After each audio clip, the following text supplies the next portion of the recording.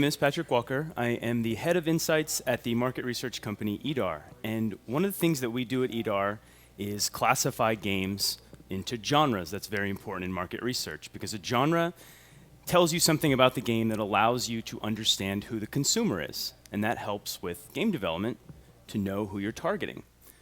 Genres are more important than they have ever been. With mobile, with emerging markets, with broader companies. Technology has introduced gaming to new audiences and a much broader audience. Everyone has a phone in their pocket now. Everybody has access to games. This means that there's a much more diverse group of people playing, and they show different patterns for why they play. The person who buys a minivan is a very different person than the person who buys a sports car, and understanding what those motivations are can help us understand what they're trying to get out of the experience. A genre does the same thing. This is the different reasons why people play mobile games. This is from our recent consumer survey that we did about a month ago that we just got data back from. We asked, why do you play mobile games? What are you interested in the mobile game experience? A lot of people say they just play to pass the time. Some of the less endorsed reasons are things about the actual games.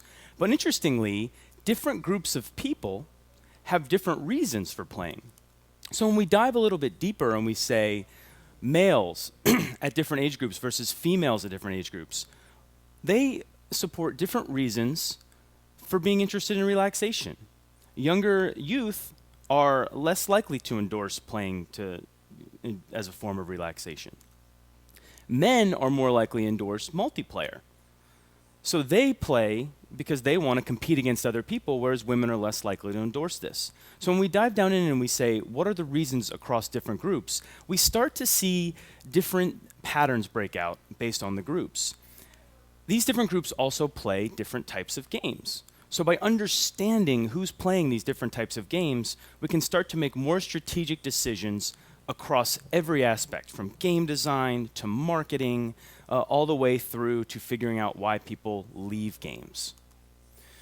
So at EEDAR, we base our genre system off the idea of a core game experience. And this is, what does core mean? It's a little bit of a dirty word in the industry because it's used often. We hear the word mid-core all the time. Essentially, it's just synonymous for Clash of Clans at this point.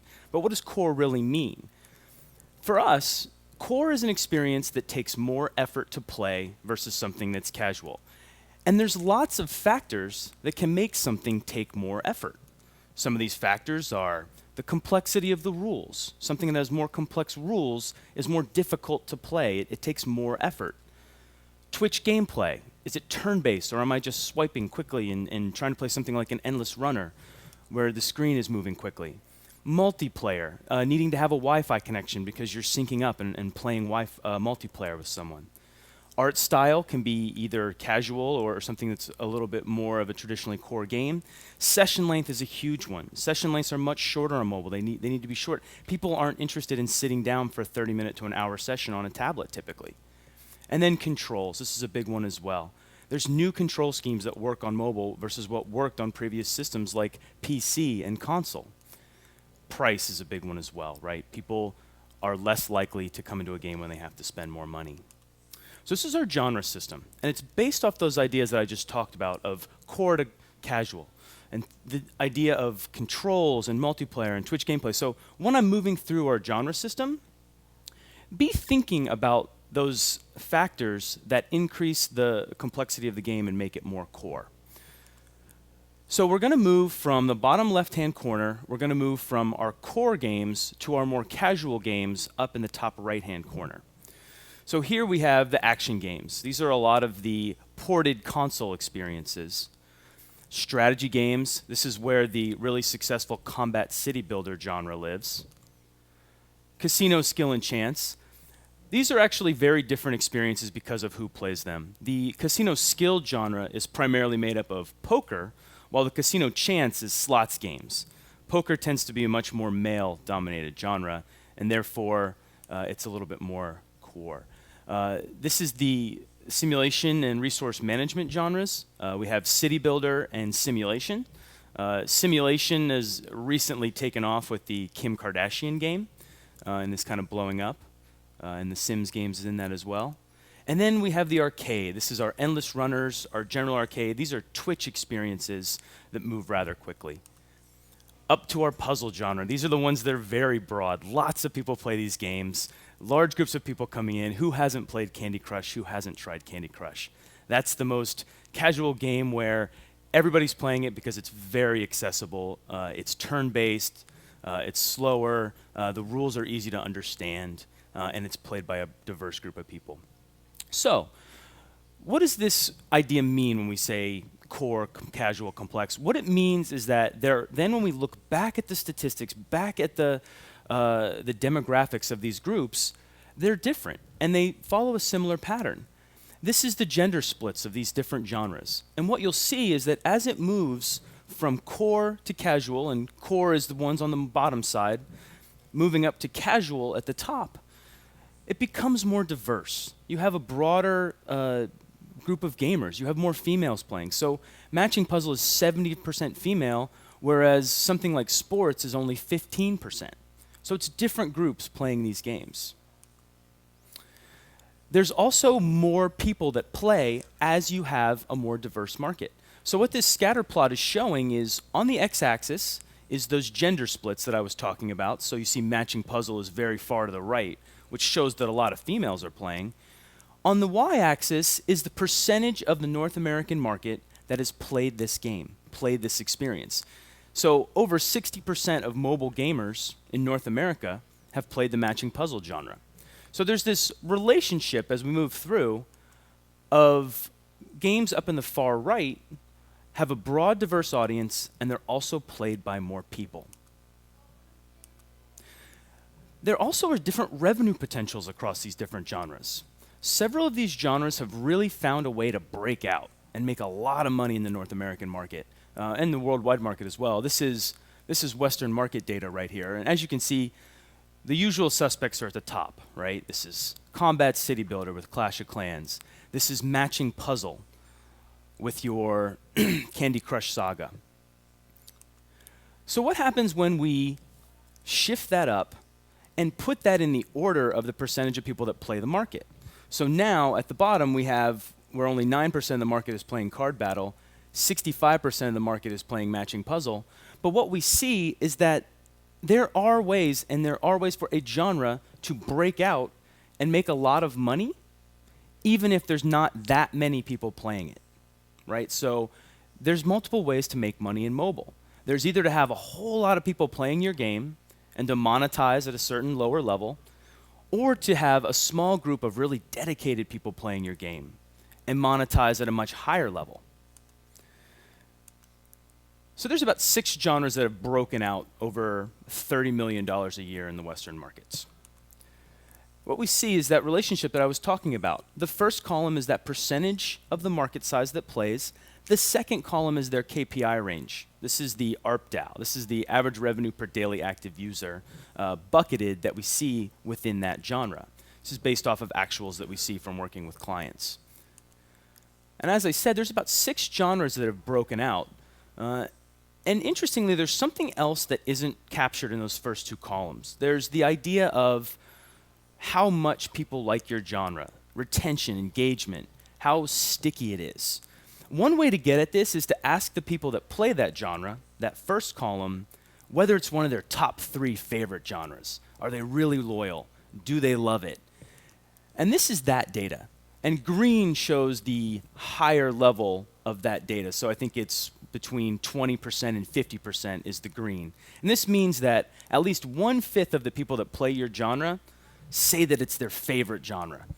And of the genres that have broken out, of the genres that are making these higher revenues, 5 out of the 6 of them have that significant portion of the people that are playing that genre saying that it's their favorite. So what's the reasons that genres haven't broken out yet? Because that can really inform game development. Genres haven't broken out primarily for 3 reasons in my mind. Some genres have a tough time figuring out free-to-play design barriers. So it's really difficult to make a ton of money in mobile if you don't figure out how to do free-to-play at this point. premium prices are jacked down, and it's a good road for independent developers often, but for big companies that are trying to make these big breakout revenues, it can be a less successful path. Something like Physics Puzzle, the Angry Birds style games. Those have really had a tough time figuring out free-to-play mechanics. Then there's the idea of controls and session length, and this is when more things that are considered more core experiences, console experiences, are tried to be forced into mobile. That's had a difficult time having success as well. And even some of the games that we think of as the ones that have kind of figured out really haven't done that well. Something like World of Tanks that was just released has everything going for it, right? Huge branding, great visuals, good gameplay, tons of downloads early, and it still hasn't cracked into the top 60 or 70 in the US App Store market. Similar with even Hearthstone, which Hearthstone is often championed as the core game that made it on mobile. Most of the revenue of that game is on the PC, right? That's the dirty secret, that almost 95% of that revenue is coming from the PC. So it's really been difficult to figure out how to do a core experience on mobile, and a lot of it has to do with session length and controls. Now, what can genre hybridization, and this is the idea of taking a genre, taking things that have worked in other genres, putting them into a genre that's traditionally had trouble breaking out, and using that to create a breakout success in a new genre. And I'll use two examples right here from the shooter and racing genre. These are genres that have typically had less success doing core gameplay from what you would call console style with on-screen controls. These are some traditional games in that space, real racing and modern combat. But what if we take it and we add arcade gameplay, add some tap controls, take away and shorten the session length? Okay, that makes it a smoother, better mobile experience. And what if we add card battle mechanics for the monetization, giving it a sticky collection mechanic that we know works for in-app purchases? These are ways that we can make the game more accessible and more sticky and monetize better mobile. Then we have two breakout successes on mobile. This is Deer Hunter 2014 and CSR Racing, two mobile titles that have done very, very well using genre hybridization.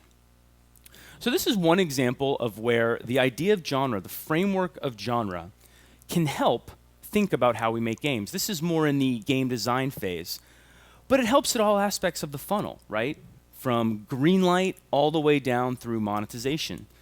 There's market opportunity. Who are the competitors in the space in the different genre? What's the market strategy? Who are the consumers and what are they interested in? There's the idea of accessibility and increasing it through genre hybridization. Branding and theme. What are the types of brands and what are the types of themes that are really going to work and be sticky in this space? And then business model, as I was saying. Is there a way to do free-to-play really well in this space? And if not, how can we learn from other genres to make it work better? I'm going to go in and talk specifically about brand because it's kind of a hot topic right now because of this. Kim Kardashian game has taken off, and it has all of our clients, which are usually bigger publishers, thinking about how did we miss this, right? We should have been the Kim Kardashian game. And what are the other opportunities to match brands to consumers? From my mind, who better to teach us about branding than someone who's really just a brand, right? That's all Kim Kardashian is. She's the perfect person to teach an industry about branding. This is more consumer survey data that we have, and branding is becoming more and more important in mobile because mobile is such a competitive space. Discovery is hard, and any leg up that you can get is valuable and powerful. Brand is the fourth endorsed reason, and this is reasons why mobile gamers download games. The most endorsed reasons are price and genre. Is it free and what type of game it is? Which makes sense because if I've played this type of game before, then I know that I'm probably going to like it and I'm ready to download it again.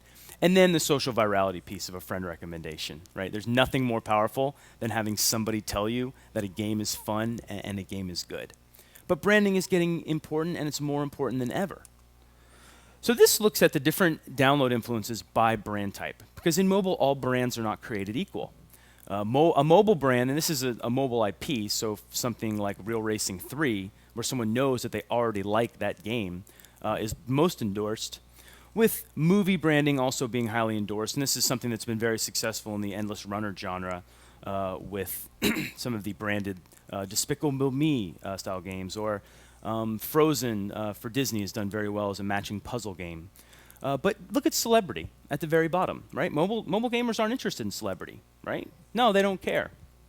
But this is where the idea of genre gets really important, because maybe mobile gamers as a whole don't care, but when we go in and we look at the people that play the specific subgenres of the type of game that the Kim Kardashian game is, we see that they endorse a celebrity much higher. They're much more interested in it.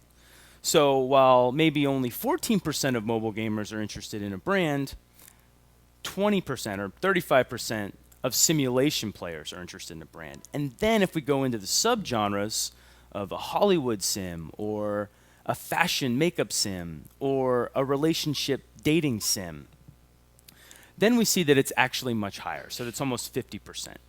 So the takeaway here is, think about the consumer when thinking about branding, and what type of experience are they going to be interested in? And then you can match up a brand to a consumer experience in a very powerful way. And this is just showing that as the brand gets more powerful, the percentage of women playing that game increases, up to about 95% of people playing fashion makeup simulation games are female. There's still a lot of opportunity to leverage brands. And this is taking that same revenue chart before, and the colors have gotten a little bit difficult to see. But essentially, the color to the far left is the lack of branding. These are games without any brand. So you can see that some brands have a fairly significant amount of branding, while other genres haven't really leveraged branding at all. Interesting, Combat City Builder, one of the most successful genres with Clash of Clans and other games, has not really leveraged branding yet. I think the little nugget all the way out to the far right is the Hobbit game. So that's media branding. But I would say that this is a space that, as it gets trickier and trickier, and you need to be a bigger player with a larger acquisition budget, one of the few opportunities left in that space is to bring in a big brand, is to create something like a Star Wars Combat City Builder. That would be really silly. That's, for my prediction in terms of that space, that's really all that's left there, is leveraging brands, is leveraging new themes. Other genres have done a better job of using branding, and for instance, City Builder, great games in that space with Simpsons Tapped Out and Family Guy. This is a space that really has taken these media brands and used them very well. The idea of using a genre is really about having a framework for asking questions as you move through the funnel. So at each stage, you're asking questions about who the consumer is and what they're interested in. And at this point, there's enough public data out there that you don't need to have a market research firm like EEDAR to help you think about who the different genres are and what they're playing.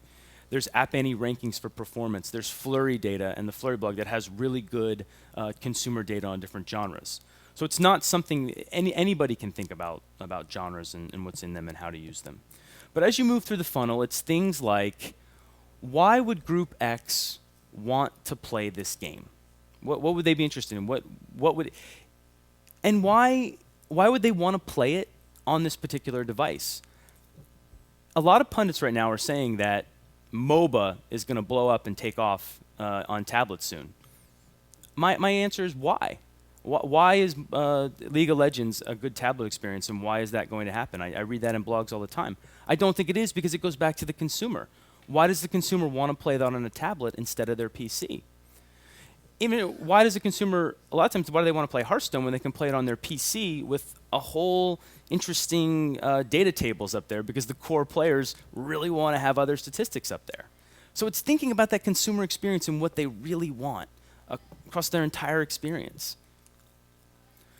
What type of branding and marketing strategy would be effective? And then, if my game is something that might not be the best fit for tablet, might not be the best fit for a mobile phone, what can I learn from other genres in the framework of design and thinking about how to incorporate new mechanics that would make it a better experience that would monetize better. So by thinking about who's playing the game, how they play the game, what they're playing the game for, we are able to make our games that consumers want more and that will therefore make more money. Thank you. Any questions? Of course. Thank you. How do you guys predict, or maybe I'm just asking your professional opinion, new genres that emerge that obviously are not kind of on that list right now, either through hybridization. Right. Like I'll throw one out, like pinball wasn't up there, right? Right. Does that? I want your expert opinion. Do you see any specific genres that are not on that list that have a big potential breakout? And where do you think a lot of hybridization is going to happen in the future? So that's a great question, and the answer is that for some innovation, that would be the idea of plus one, where it's taking something and expanding it, or taking an experience that's happened before and figuring out how to make money with it. Then you do look for opportunities in the market. And with something like pinball, that's a fun experience. The controls are there. But then it becomes down to monetization, right? How do you implement free-to-play mechanics into something like that in a way that would work, really turn it into a breakout genre? Then there's the other piece to it, which is truly innovative game design, right? And that's the idea of a rock band. That's the idea of a Minecraft. That's how do you predict something that's never been done before, and that's what geniuses, game developers are out there to make experiences that we've never seen before. And that's much harder as a market researcher to predict what the genius game developer is going to come up with that we haven't seen, that it kind of breaks genre definitions. In terms of what genres are going to push forward, like I said, I think in mobile it will be some of those experiences you're talking about that haven't figured out free-to-play design mechanics, but we're getting better and better at free-to-play design. And I think it's going to be some of branding coming in on top of really saturated markets that can create discovery that can push that forward. But the one thing that I don't see is, at this point yet, that core experience where I sit down for 30 minutes and play a MOBA game or play a hardcore shooter. In my opinion, that the market's just not there yet. Thank you. Anything else? Nice. So I've read about some other strategies about testing some of these ideas where you make some screenshots, put up some fake texts, and then actually buy ads and see if people click on them and what gender they are, if they're on Facebook, that kind of stuff. Yeah. So curious to hear your thoughts on that as a way of sort of figuring out. I mean, you can already figure out the top of the funnel, some metrics there, yep. as well as how do you fit that with, say, a team or a brand? Right. And so the idea is now with mobile, right, and you're talking about like A/B testing of assets or soft launching and testing your monetization mechanics. I think that genre thinking and genre framework can form an overall, it can help you drive your hypotheses that then you test. And it can help you design things like Greenlight, where you haven't even built any code yet or created any assets. But I do agree that once you come up with a good hole in the market, once you come up with a cool design, then it's all about testing, right? And then it's all about, at every step of the process now, because we have so much data on our users and what they're doing, the idea of soft launching, the idea of A/B testing all of your icons, your assets, your app store description, that becomes incredibly critical. So I think that it is by no means thinking about something like genre or even using survey data. We have really good user data now, and we can directly test really good user data. Frameworks and systems and ideas of genres, they can provide a really nice guide to setting up hypotheses testing with a lot of the great ways of doing that now. Thanks for the question. Anything else? Oh, Gordon. What was the last genre that you added to your lexicon, and what are your criteria for adding new genres? Yeah. So our genre system, it's interesting. Our genre system, we end up adding whenever something becomes large enough that it then breaks out of something that it was formerly tucked within. So my genre system right now can take every single type of game. Every game fits into one of those genres. Something like Minecraft is probably the most difficult one to put in a genre. Is it an action game? Is it a simulation game? But for an example, something that would be a big enough title on mobile that it gets its own genre rather than being tucked inside of a genre would be something like an Endless Runner. An Endless Runner could be under an arcade. They're very similar, but Endless Runners are enough of an experience. They're used by enough people in the industry that end up breaking it out and making its own genre. It's a very difficult decision. It's something that EEDAR really thinks about because we do a lot of market research. It's usually driven by the clients, right? If the clients think of a certain type of experience as distinct enough that they're using language around it, then we will take our genre system and alter it in a way that it can then use it. So like, for instance, Combat City Builder. Before mobile and before free-to-play games, that wouldn't have been a genre. But now we would have tucked it under strategy games, right? But now it's a big enough of a separate experience that we pull it out and make it its own genre. So it's a fluid thing, and it's based a lot on what's the best way to engage in productive dialogue with clients and the public. Thanks for the question. Thank you very much, Patrick. Thank you.